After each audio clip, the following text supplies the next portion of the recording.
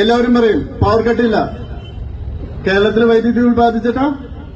കേന്ദ്ര ഗവൺമെന്റ് വന്നതിന് ശേഷം വൈദ്യുതിയുടെ കാര്യത്തിലുണ്ടായത് വർധന അത്ര അധികമാണ്.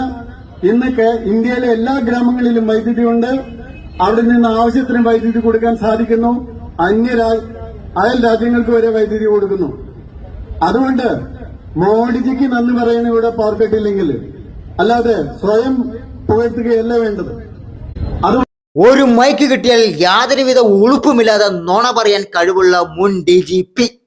ഇയാൾ സർവീസിലിരിക്കുന്ന കാലത്ത് എത്ര നിരപരാധികൾ ജയിലിനകത്ത് കഴിയുന്നുണ്ടെന്നുള്ള കാര്യം നമ്മളൊന്ന് ചിന്തിക്കേണ്ടതിരിക്കുന്നു.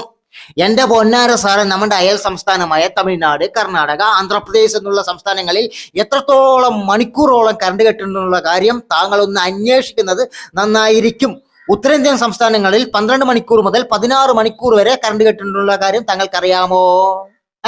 കേരളത്തിൽ എന്ത് വികസനം ഉണ്ടെങ്കിലും അത് മോഡിയുടെ കഴിവ് കൊണ്ടാണെന്ന് പറയുന്ന താങ്കൾ എന്തുകൊണ്ട് കേരളത്തിൽ ഉണ്ടാക്കുന്ന വികസനത്തിന്റെ ഒരു അംശം പോലും മറ്റുള്ള സംസ്ഥാനങ്ങളിൽ ഉണ്ടാകുന്നില്ലല്ലോ?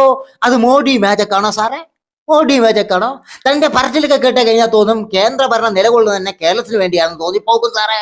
താൻ പറയുന്ന ഈ പച്ചക്കള്ളങ്ങൾ കേരളത്തിലെ ജനങ്ങൾ തൊണ്ട തൊടാതെ മുഴങ്ങണമെങ്കിൽ കേരളത്തിലെ ജനങ്ങൾ ചാണകമല്ല തിന്നുന്നത്, ചോറാണ് തിന്നുന്നത്. അണ്ടിമൊക്ക് ശാഖയിലെ കുണ്ടൻ സംഖ്യകളോട് പോയി പറഞ്ഞാൽ മതി, അവരത് നമ്പിനാൽ നമ്പുവേ. മനസ്സിലായോ?